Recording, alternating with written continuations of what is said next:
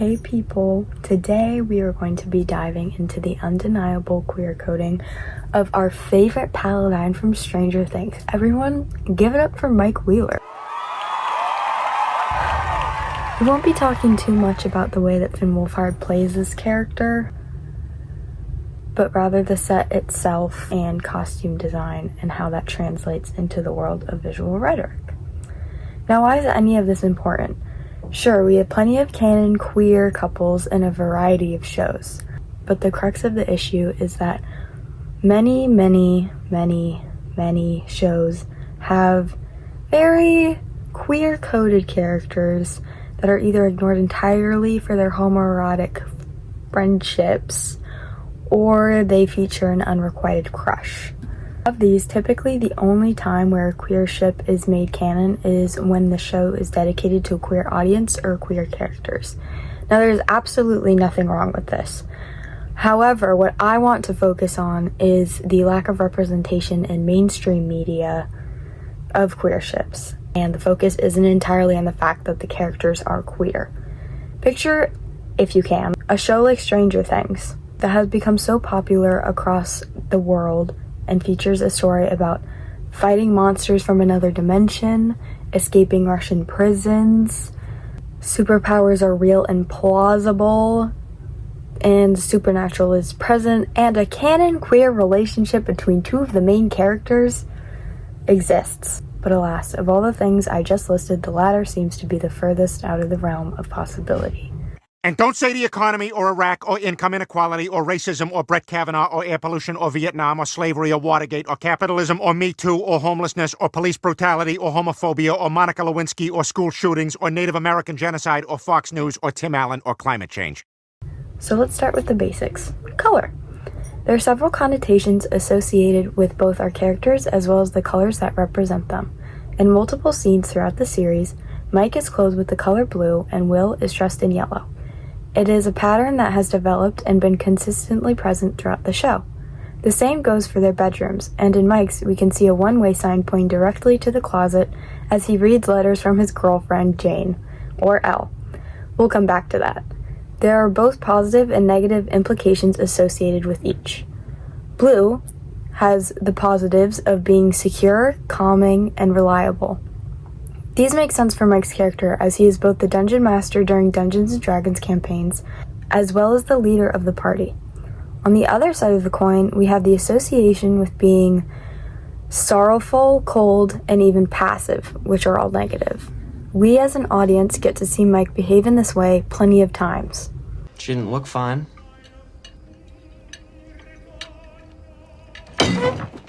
From Mike. Okay, 11, you're being ridiculous. What is this? You were rolling your eyes, you were moping, you were barely talking, you basically sabotaged the whole day. As for Will, yellow represents warmth, light, and energy. This makes sense because practically every scene Will has with Mike, he is bathed in sunlight. Up here. But whatever it is, I think we should work together. Darkened paths and secrets deep, come forth and help your promise keep. This is a visual cue that implies that to Mike, Will is of the utmost importance. He is something pure and bright that must be protected. Hey, are you okay? Yeah, it's okay, I'm fine. Was it him? Was it Vecna? On the opposite side, we have caution, hesitance, and sickliness. He practically walks on eggshells around Mike in Season 4 given his apathetic attitude. These are our characters' most consistent color palette throughout the show. We see it in our lovely Wrinklemania scene where they have a fight on Will's birthday. Here, however, the colors are swapped, with small elements of each of their own signature colors. Why? Well, here it is Mike who is acting distant. But even in the distance they are tied together in color, constantly in an awkward dance between moving towards and away from one another. It is in this way that they are woven together. The same, however, is not true for Will's coming out scene, which audiences had mixed reactions to. In the scene, Will is wearing an orangish-brown hoodie. It's earthy and not nearly as vibrant as his signature color yellow. But in the background, the audience can clearly see blue on the wall and yellow elements in the back, implying that Will is moving away from that part of his life. leaving behind who he considered to be Just my Tammy. And by Tammy, I mean it was never about him. It was about me. Yeah, what a crushing blow.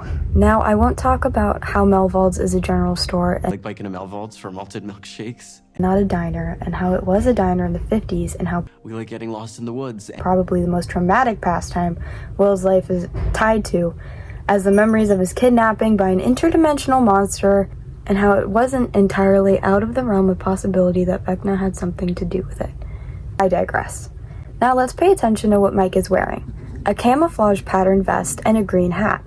Now, ladies and gentlemen, what do we get when blue and yellow mix together? That's right, we get green. We get green. This could indicate that Mike was ready to acknowledge his feelings for Will, combining both of their signature colors into one solid identity. He has been way closer to his best friend during this season as opposed to whatever weird behavior we got from him in season 4.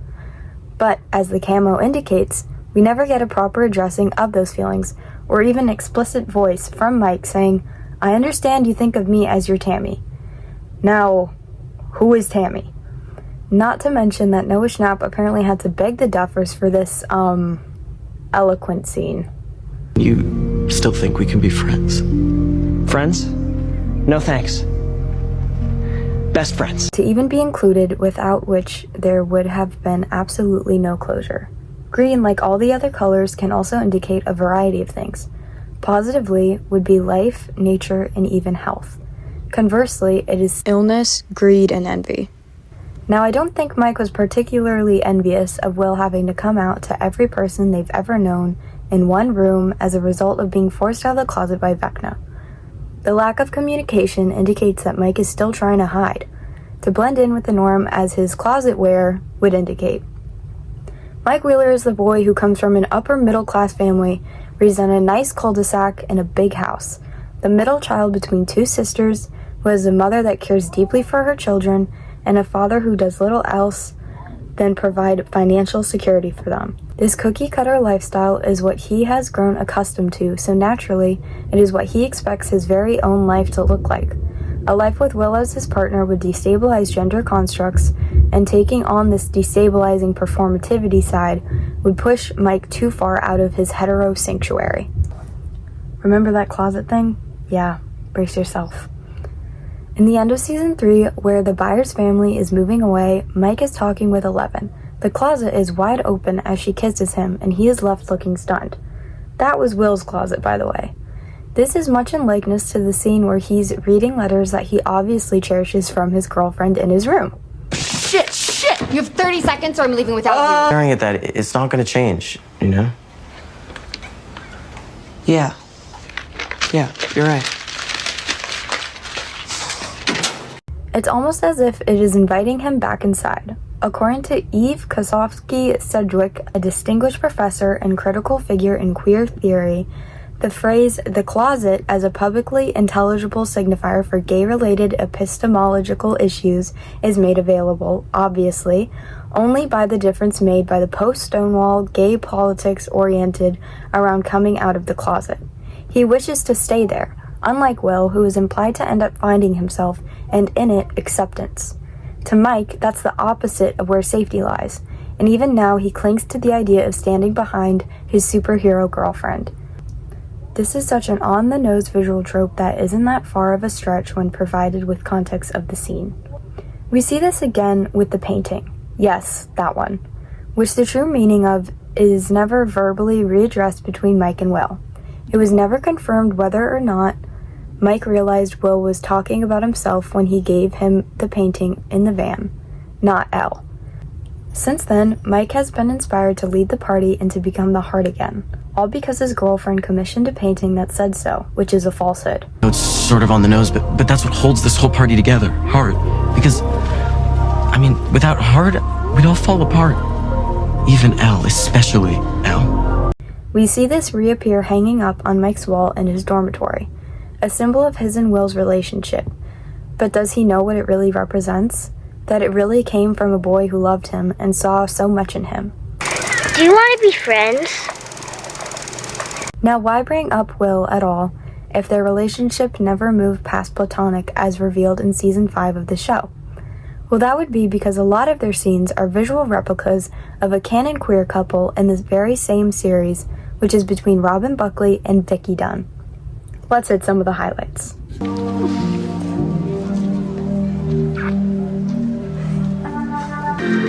It's really you. It's me.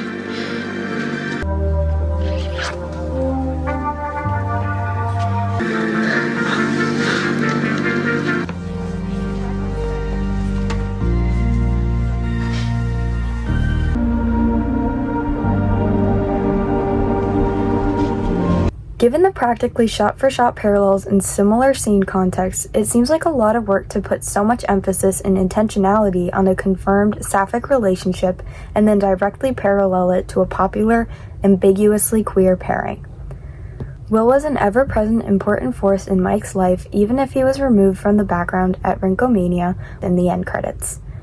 This speaks to an even bigger issue, queer erasure in the media. It may seem insignificant to entirely neglect to add a character in the background for a snapshot in the end credits, but not really.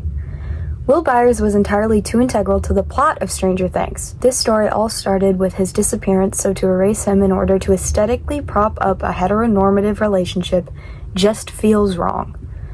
Mike, while not explicitly queer in action, Girlfriends? No, not girlfriends. Boyfriends?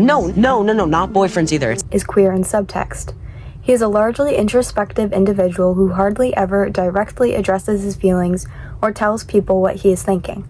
It is behavior that lies outside the norm and is illustrated mostly in a look or something ingrained in the set. For a time like the 80s especially, men weren't supposed to say how they felt. Boys Don't Cry by The Cure was released in 1979, and that much is true. Men are culturally expected and meant to be stoic figures, pillars of strength, but there is no strength in Mike's silence. It is always filled with inner turmoil that ends up lashing out aggressively. It's not my fault you don't like girls. Or it is concealed. Mike, don't stop. Okay, you're the heart. Okay, remember that. You're the heart. I love you. It is in these gaps that the audience gets a true sense for his character. Media literacy is indicative of this, as not everything is always stated externally. It's in the visual elements, set design, subtle acting cues, and subtext that the main point often comes across. This is how audiences' perception and reaction to experience is fine-tuned. The audience gets better at reading into scenes and exploring different possibilities for intent and meaning. Having a TV show so heavily placed in the limelight with a successful queer relationship between two main characters would have done so much for the way audiences, directors, actors, and so on would go about producing and interpreting future media. But alas, we were left without. Thank you so much. This has been Jessie. I'm signing off.